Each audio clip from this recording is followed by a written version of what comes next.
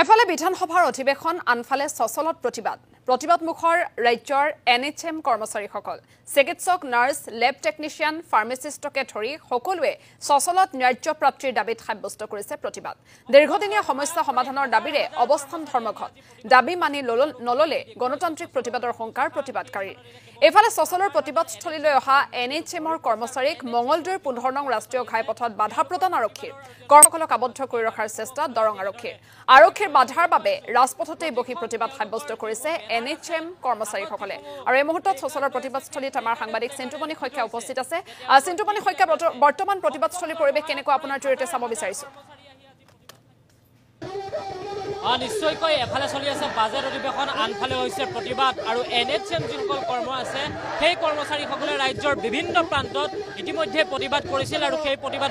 আজি সচলত আহি তেওঁলোকে এনেধৰণে প্ৰতিবাদ সাব্যস্ত কৰিছে আৰু তেওঁলোকৰ বিভিন্ন দাবী আৰু সেই দাবীসমূহ সন্মুখত লৈ আমি দেখুৱাইছোঁ প্ৰতিখন তেওঁলোকৰ যিসমূহ বেনাৰ আছে হাতত যিসমূহ প্লেকাৰ্ড লৈ আছে সেই প্লেকাৰ্ডে লিখি থৈছে যে তেওঁলোকৰ কি দাবী আছে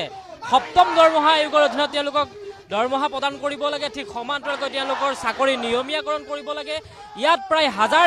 আহি আজি প্ৰতিবাদ সাব্যস্ত কৰিছে আৰু আমি দেখুৱাইছোঁ সচলৰ যিটো স্থান সেই স্থানত এতিয়া কেৱল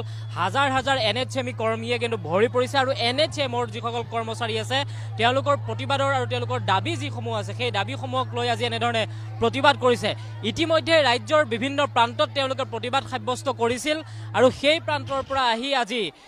সচলত একগোট হৈ তেওঁলোকে প্ৰতিবাদ সাব্যস্ত কৰিছে আৰু আমি কথা পাতিম আজিৰ প্ৰতিবাদৰ মূল কাৰণসমূহ আপোনালোকৰ কি ইতিমধ্যে আপোনালোকে ৰাজ্যৰ বিভিন্ন প্ৰান্তত প্ৰতিবাদ কৰিছিল আৰু আজি আহি আপোনালোকে একগোট হৈ বহু হাজাৰ কৰ্মচাৰী আহিছে ইয়াত কিমান লোক আহিছে আৰু কি ধৰণৰ কথাৰ কাৰণে প্ৰতিবাদ কৰিবলগীয়া হৈছে একচুৱেলি ইয়াতে আজি 15,000ৰ ওপৰত আছে তথাপিও অসমৰ ৰাইজৰ অসুবিধা নহওক বুলি যিমান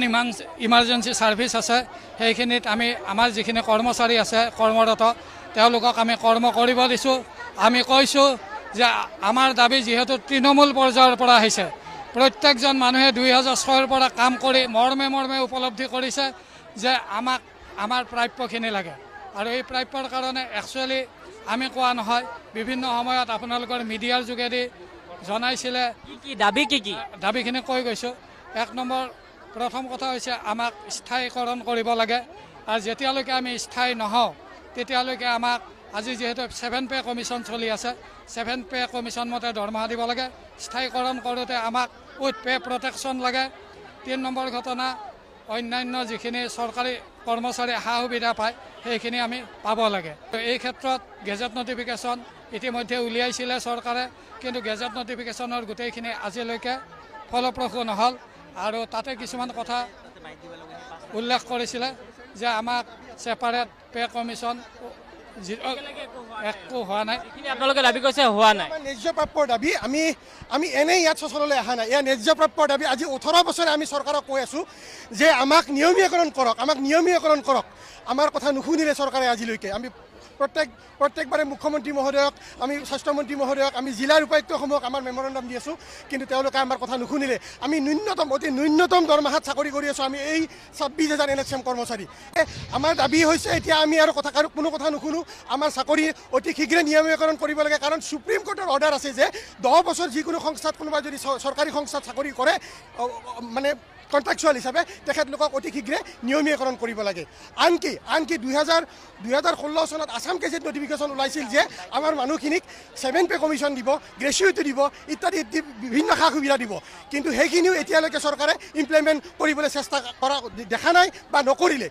আৰু তাতে এটা কথা আমাক এই সময়ে মুখ্যমন্ত্ৰী মহোদয়ে আমাক আশা দেখুৱাই আছিল যে আপোনালোক হৈছে অসম ৰাজ্যৰ মানে অগ্ৰণী সেনানী গতিকে আপোনালোকক স্থায়ী নিযুক্তি দিয়াৰ বাবে মোৰ হাতত সুপৰিকল্পিত ব্যৱস্থা আছে কিন্তু সেই সুপৰিকল্পিত ব্যৱস্থা মুখ্যমন্ত্ৰী মহোদয়ে আজি 4 বছৰ পাৰ হৈ যাব এতিয়ালৈকে তেওঁ একো পৰিকল্পনা নকৰিলে বৰঞ্চ সিদিনা আমি অমেধা বুলিহে আমাক ঠাট্টা মস্কৰা কৰিলে গতিকে মুখ্যমন্ত্ৰী মহোদয়ক কাতৰে অনুৰোধ জনাইছোঁ মুখ্যমন্ত্ৰী মহোদয় আমি অমেধা নহয় আমিও মেধা আমি কান্দি কান্দি কৈছোঁ মুখ্যমন্ত্ৰী আমিও মেধা ভিত্তিক আমি ঠিকা ভিত্তিক নিযুক্তি পাইছিলোঁ গতিকে এই মেধাসকলক আপুনি ঠাট্টা মস্কৰা নকৰিব আপুনি আমাৰ আপুনি পিতৃয়ে যদি সন্তানক ঠাট্টা মস্কৰা কৰে আমি কেনেকৈ আমাৰ কৰ্ম আমি আগবঢ়াই নিব পাৰিম আমি কেতিয়াও আমি ভাগৰি পৰিছোঁ আমি কাক ক'ম গতিকে আপোনাকে কৈছোঁ আপুনি আমাৰ যি এটা সৰু দাবী আমাৰ এই কৰ্মচাৰীখিনিক নিয়মীকৰণ কৰাৰ দাবীটো আপুনি সোনকালে মানি লওক এই মোৰ তাতৰ আহ্বান মুখ্যমন্ত্ৰী ডাঙৰীয়ালে এনে আহ্বানৰ পিছতো যদি ধন্যবাদ জ্ঞাপন কৰিছোঁ আপুনি সচলৰ প্ৰতিবাদস্থলীৰ পৰা পৰিৱেশ দেখুৱাৰ বাবে